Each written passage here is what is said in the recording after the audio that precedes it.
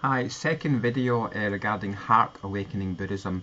The subject of liberal Buddhists and what are called radical Buddhists or orthodox Buddhists. I want to raise a subject about Buddhist doctrine, specifically two things. One of the main, so I'm just going to hold my left hand, sorry for the shadow, the camera. One of the main teachings of Buddhism is that there is no soul. It's called anatta, but there is a very strong. I mean, I lived in Buddhist Asia for 8 years, so I'm aware of Buddhist teachings coming from the heartland of Buddhism. There is an underground thing that says no, Buddha didn't teach no soul. He taught not soul. And the difference between no soul anatta and not soul anatta, both teachings come from the same word.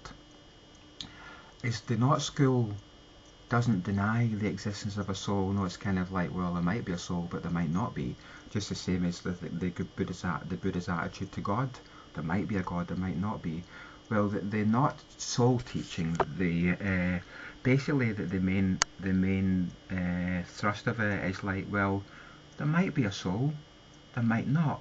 What Buddha said is the body is not the soul, feelings are not the soul, consciousness is not the soul.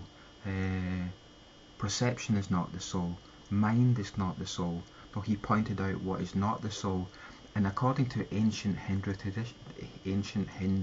tradition, ancient Hindu teaching practices were very advanced, despite what Orthodox Buddhism will tell you that they were backwards and not very skillful. There was much in ancient Hinduism that was very skillful. One of the techniques they used was to get you to think for yourself, and they would point out the untruth so that you may discover the truth. And Buddha, it seems that Buddha used that technique by saying, well, this is not the soul, that's not the soul. Well, and the question is, well, what is the soul? Where is the soul? And there's one or two verses in the Pali Sutras, the Pali Canon, the language that Buddha spoke, Pali Magadha, where Buddha actually makes some statements where it's quite obvious. He talks about the unborn and the undying. So I would suggest that it might be helpful for liberal Buddhists to entertain the thought that there might be a soul, and not to be die-hard followers of the no soul theory. I personally believe in God. I know many senior monks who believe in God and who had strong spiritual breakthroughs when they prayed to Buddhist gods. Like in particular, I know one very well esteemed. He was a monk for 18 years. When he prayed to the Kanzeon, the Japanese goddess, he had big breakthroughs. I mean, he's seen people killing themselves in his monastery, so in desperation, and he had been ill for decades.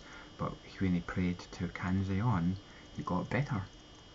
His suffering improved. So the second issue I want to talk about, sorry to move on, the second issue I want to talk about is the 12-step dependent origination. Each Buddhist tradition has its own version of this. In Pali teachings it's referred to as Paccita Sampada. 12 steps of dependent origination. As a liberal Buddhist, I want to say this teaching is wrong.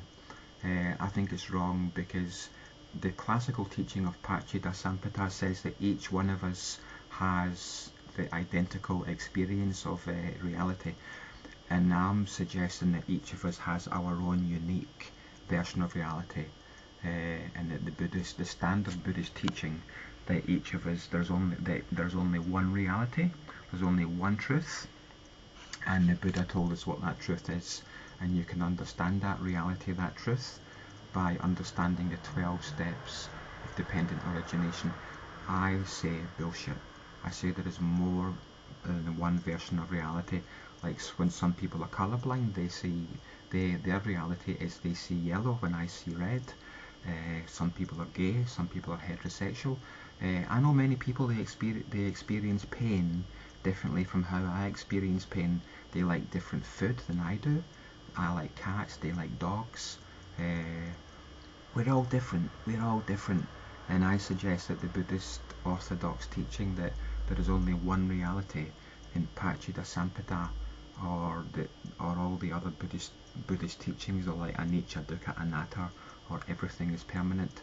I think that for Buddhists to think that there is only one truth, only one reality, and Buddhism understands that truth, it's quite a dogmatic approach. It's quite dangerous. My personal view is that there are many realities and there are many truths.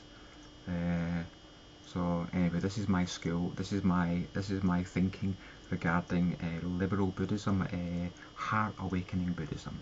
Okay, thank you. Bye.